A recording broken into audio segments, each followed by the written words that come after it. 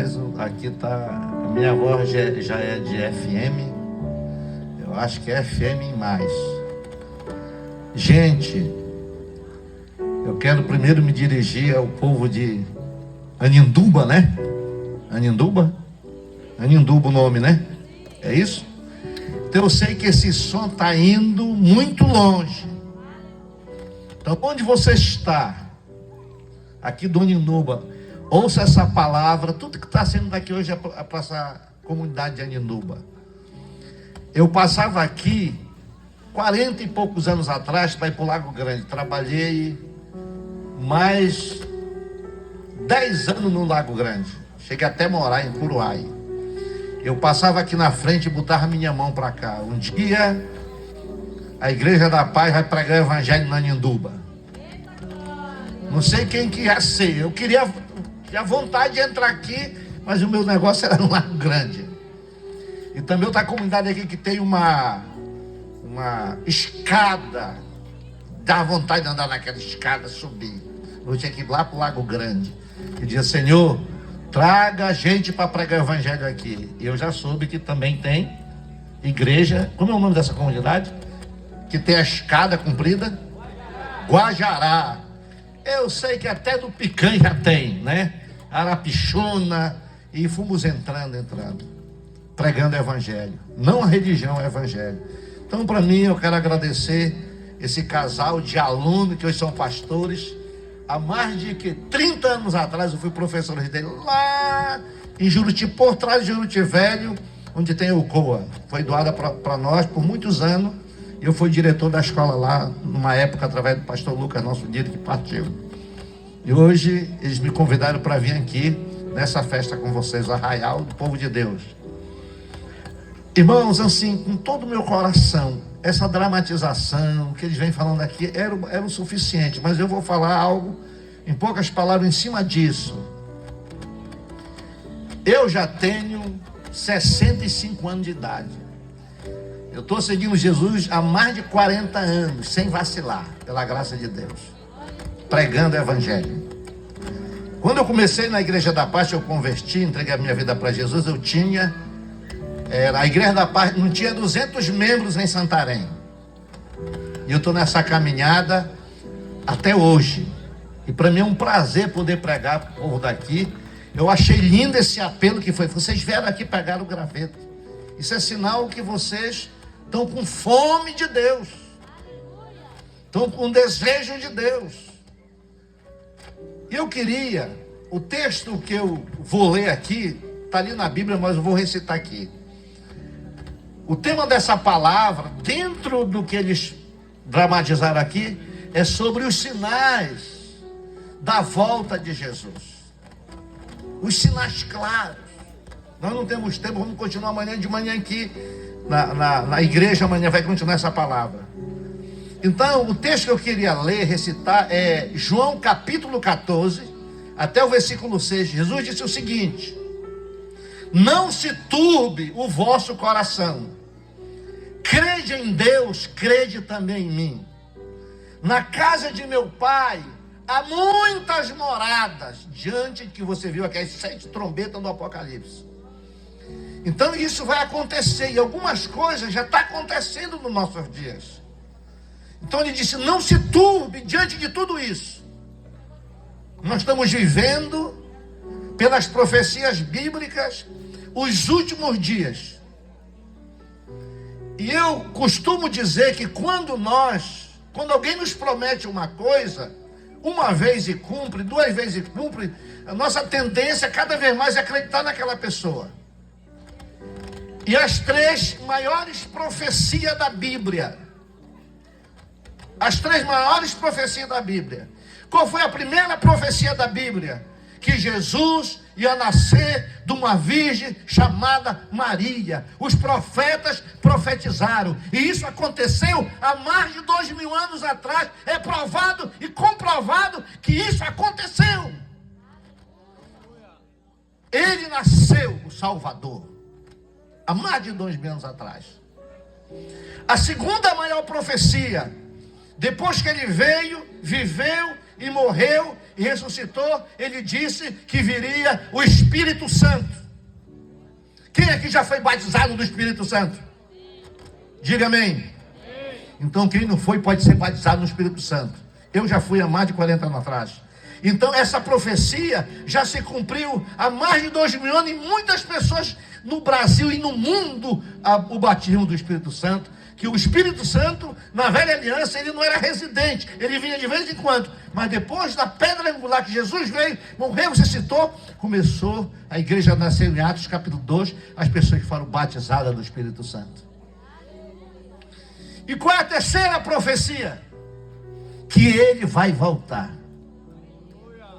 Ele veio a primeira vez, ele mandou o Espírito Santo. Agora ele diz assim no texto, vou recitar João capítulo 1. Não se turbe o vosso coração, crede também em mim. Na casa do meu pai há muitas moradas. Se não for assim, eu não vos teria dito, mas eu vou preparar lugar para onde eu esteja, vós estejais também. Eu vou voltar. Ele fala do arrebatamento.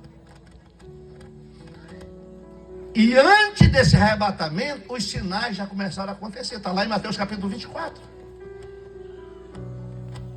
Nós estamos vivendo agora aqui pertinho, Paraguai, Uruguai, não sei bem aí. Eu estava assistindo uma cena, a coisa mais horrível. A nossa pastora da igreja da Pastorte, que está lá, nesse país, ela conta que depois do terremoto, as crianças nas ruas, perdeu toda a família.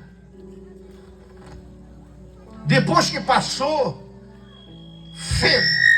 fedor de todo tipo, os cadáveres que não pode tirar dos escombros. Esses dias está acontecendo isso. Está lá em Mateus capítulo 24. Terremotos, doenças, tanta pandemia, tanta calamidade. Mas eu quero falar aqui rapidinho, um dos sinais que tem tomado conta do mundo, está lá em Mateus 24, 14, 12, diz assim, que quando o pecado aumentasse, o amor de quase todos esfriaria. Eu não sei se alguém sabe mexer nessa mesa, só tira o ganho do microfone. Tem alguém aqui? Sabe onde é que está o volume do microfone? É só tirar o ganho. Não é o volume dele, é o ganho. Então tira, quebra esse bicho aí. Estou brincando. Então baixa o volume, pouco. Então preste atenção. Então esses sinais, eu não quero falar muito de graça, está no mundo. E hoje as redes sociais, elas mostram esses dias. Por acaso eu comecei a olhar umas imagens, as pessoas matando as outras, o marido matando a esposa matando o marido, os adultos estrupando crianças. Eu fiquei em crise. Então nós estamos vendo com nossos olhos as guerras, você está vendo pelo celular, as guerras. Quem diria que você ia ver as guerras, né? Naquele momento, as pessoas matando umas às outras. Isso é um dos sinais da volta da terceira profecia. É para você que é cristão acordar, é você que está me ouvindo aqui hoje. Isso não é história de caronchinha, não. 40 anos atrás em Santarém, quando matava alguém, era um escândalo. Hoje é normal. Compreende? Nós estamos vendo um momento de tanta escuridão que você fica pasmado. E Jesus disse assim, eu vou voltar. Mateus capítulo 14. Para que onde eu esteja, vós estejais também. Não existe maior promessa para quem vive nessa terra do grande arrebatamento. E eu quero abrir um parênteses aqui e dizer o seguinte. Em Gênesis capítulo 6, você vai ler lá, Deus prometeu 120 anos para uma pessoa nessa terra viver. Eu estou aplicando fé, se ele não voltar, eu quero viver 120 anos com saúde. Eu estou com 65. Mas menino de 15 anos não me engana, não. Eu estou me preparando até pela comida que eu estou comendo, pelo exercício que eu estou fazendo. Vai fazer um ano, mais ou menos, que eu perdi mais de 20 quilos de gordura, me preparando para ter saúde. Então preste atenção. Se você vai viver, tem promessa para viver 120 anos, e no Salmo 90 a Bíblia diz que Deus é eterno e nós somos como a erva, nós somos como o dia adiante que se foi, nós somos como a vigília da noite. E quer dizer que em relação à eternidade nós somos nada. E Jesus vai voltar para aqueles que entregaram a sua vida a Ele, e o seguem e vivem lealmente a Ele. Deixa eu fazer, pastor Valdo, mas eu não acredito em eternidade. Beleza, mas é verdade, vai acontecer. A mentira vai ser sempre a mentira, a verdade vai ser sempre a verdade. Compreende? Eu tenho vivido intensamente desses mais de 40 anos. Porque a nossa vida vai ser lá. A Bíblia diz que nós somos peregrinos nessa terra. E mesmo que você viva 120 anos, o que é 120 anos em relação à eternidade? Vamos supor que você não acredita na eternidade, mas ela existe. É provado e comprovado. Tá, se você não acredita, quando você morrer, fisicamente você vai para onde? Você tem certeza de quê? Na sua religião, nas suas crenças, nas suas convicções. Você que está me ouvindo, lá na sua rede, lá pescando, onde está indo esse som? Não importa a sua religião, estou perguntando isso. Onde você pensa na hora que você dá o último suspiro? Você tem algum lugar para ir? Você tem certeza?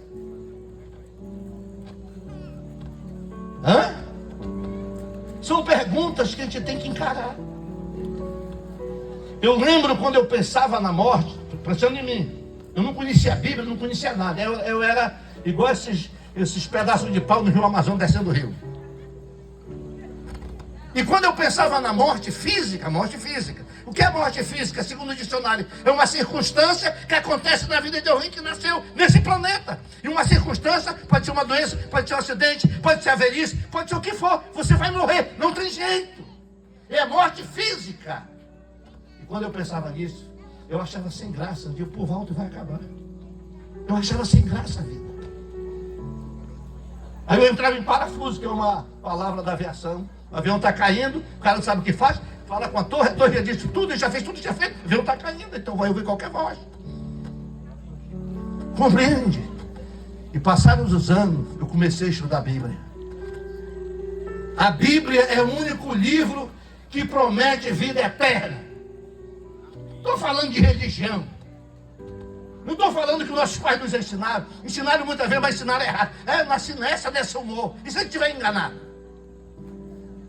Então, reflita hoje, você que está me ouvindo. A morte vai chegar, física. Mas na verdade ninguém morre. Nós somos um espírito, possuímos uma alma e habitamos no corpo. Nem os cientistas sabem explicar isso. Estuda tanto e não sabe. E quem lê a Bíblia já sabe. Compreende? Tem a IA que está no auge, a IA é. Eu não conversei com ela, mas eu vou dizer, IA, tu é inteligente? Quem foi a sogra do Adão? Eu quero ver se ela me ganha. Aquilo é uma programação, meu amigo. E muita coisa, cuidado. Mas meu assunto é sobre isso. Então eu quero dizer hoje, Jesus vai voltar, sabe? Ele vai voltar não para morrer. Não, ele vai voltar como juiz. E a Bíblia diz em Filipenses 2,6, todo joelho vai se dobrar para confessar que Ele é o Senhor. Do maior ao menor vai se dobrar diante dEle. Compreende? Então analise comigo hoje isso. Por isso que Ele disse, não se turbe o seu coração de tudo isso que está acontecendo. Se você crê em mim, eu vou para o meu Pai, que lá tem muitas moradas. É o único lugar que tem lugar para todo mundo que quer ir para lá. Ele foi preparar lugar. Talvez agora, se você escutar pelos olhos do Espírito, ele está ajeitando o seu apartamento. Lá os anjos estão trabalhando. Tem crente que não pensa nisso. É para lá que a gente vai, a vida aqui é curta. Depois que eu entreguei a vida para Jesus, eu não fico de bobeira. Minha vida é intensa. 3 coisas que eu faço: meditar na palavra, orar e jejuar. Eu não jejuo, tenho um estilo de vida, me dedicando à minha vida, consagrando a minha vida, minha família, pregando o evangelho. Não é só de púlpito, eu prego mais fora do púlpito do que no púlpito. E nessa conversa de João 14, o Tomé disse assim: nós não sabemos o caminho. Quando tu voltar, aí Jesus disse assim: Tomé, eu sou o caminho, eu sou a verdade, eu sou a vida. Ninguém vai ao Pai senão por mim. O único mediador entre Deus e os homens é Jesus some. Ele é a ponte, Ele é o caminho, Ele é a verdade, Ele é a vida. Ele que vai te conduzir, Ele que vai nos levar. Ele é o Senhor. Compreende? Ele é o caminho. A Bíblia diz que há muitos caminhos que parece perfeito, que parece direito, mas os caminhos é caminho de morte, é o caminho da bebida, é o caminho do adultério, é o caminho da prostituição, é o caminho da macumba, é o caminho do espiritismo, é o caminho das religiões que afasta os homens de Deus. Jesus é o único caminho. Mas para você, Valdo, está pegando pesado. Ele que disse: eu sou o caminho. Eu não sou um dos caminhos. Compreende o que eu estou falando? Ele falou mais uma coisa que todo homem procura: eu sou a verdade. A maior pergunta da filosofia é: Pilatos perguntou para Jesus quando estava julgando Jesus: o que é a verdade? Eu pergunto para você nessa noite: o que é a verdade para você? Qual é a verdade para você? Qual é a essência da verdade? Jesus falou: eu sou a verdade. Aleluia. Ele disse em João: conhecereis a verdade, e a verdade vos libertará. A palavra é a verdade. É o livro que eu mais leio na minha vida. Eu tenho uma biblioteca na minha casa, mas o livro nesses mais de 40 anos que eu mais leio é a minha Bíblia. Essa Bíblia aqui tem mais de 30 anos. Você tem que ler a Bíblia. A Bíblia vai tirar suas dúvidas. A Bíblia vai te dar direção. Tentaram estudar esse livro para dizer que não é de Deus, e os caras que estudaram se converteram a Jesus. Porque Ele é a verdade. Ele também disse: eu sou a vida. O que é a vida, irmão? O que é a vida? Pensa num cara aqui que fumou tanta maconha, fui preso mais de 30 vezes, dava tapa no cara delegado com o revólver na mão, violento, levei vários tiros, e eu sou filho de uma família milionária, dos Moraes, eu estou para Belém. Meu pai me tirava das broncas. Por quê? Porque eu acreditava o seguinte: se eu morresse hoje, amanhã fazia 2 dias. Era a minha filosofia. Aí um dia o evangelho entrou em mim. Eita, glória! Faz mais de 40 anos. E a minha conversão foi igual ao do apóstolo Paulo. E Deus me chamou para pregar o evangelho. Agora olha aqui para mim. Eu tenho cara de pastor? Olha para minha cara aqui. Se eu botar só óculos Ray-Ban aqui. Mas Deus me chamou para ser pastor. Há mais de 40 anos. Eu encontrei a vida. Eu não precisei mais de maconha. Ô pastor Zezito, meu amigo, eu te amo tanto. Puxa vida. A senhora também. Um amigo meu aqui, missionário, muito antigo da nossa igreja, está aqui. Pastor Zezito, preste atenção no que eu estou dizendo aqui. O que é a vida? Jesus falou, sua vida também. Eu pensei que a vida era a vida que eu levava. Aí quando encontrei com a vida, que é Jesus, ela me fez do avesso. Compreende? Vida não é comer, não é vestir, não é ir para qualquer país. Não! Ele é a vida. Tem gente que vai para um país, sabe a Austrália. Vai lá para São Paulo, sabe a Austrália. Vai lá, não sei para onde, lá para o Vai Quem Quer, sabe a Austrália. Olha, tira aquelas fotos. Sabe? Eu vou em qualquer canto, para mim tanto faz como tanto fez. Ele se tornou minha vida. Eu descobri isso nele. Quando eu vou pregar para o viciado, eu digo, meu amigo, se tu tomar isso aí, depois tem que tomar de novo. Eu tenho uma bebida, se eu te der, nunca mais tu bebe outra. Qual é? Jesus Cristo, o Filho do Deus vivo. Ele é a dose mais forte. Se você beber pela fé, já era a sua vida. Você vai ter uma experiência do qual eu nunca pensei que eu estivesse. Então, Jesus é o caminho para a eternidade. Jesus é o caminho para você viver eternamente com Deus na eternidade. E nessa noite eu quero te desafiar. Pastor Walter, é verdade. Você pode, eu vou fazer um apelo agora, você pode vir aqui entregar sua vida a Ele. Sabe qual foi a minha conversão? Eu estava lá atrás na igreja, nunca tinha ido numa igreja evangélica da Liberdade. E o pastor Timóteo lá no Japão, meu pai na fé, fez um apelo, quem quer Jesus? Eu estava lá atrás, quebrado, tudo lascado, cheio de facada, tiro, prisão, etc. Não tinha ânimo de nada. Aí eu disse assim lá no banco, Jesus, se tu existes, porque eu não acreditava em Jesus como eu creio hoje. Eu acreditava que ele estava lá e eu aqui. Era um Deus distante de mim. Aí eu disse assim, se o Senhor existe, eu vou lá na frente fazer essa oração do pecador. Mas eu queria uma coisa, mude minha vida, por favor, estou cansado. E vim, foi nessa noite, foi o único que foi lá, foi eu.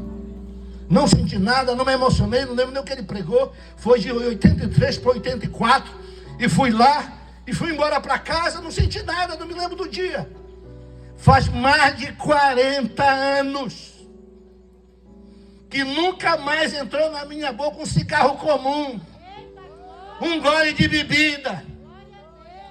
Me consagrei, casei, a mulher que eu ia fazer sexo, minha esposa, que eu vou fazer esse ano, 39 anos de casado, nunca traí.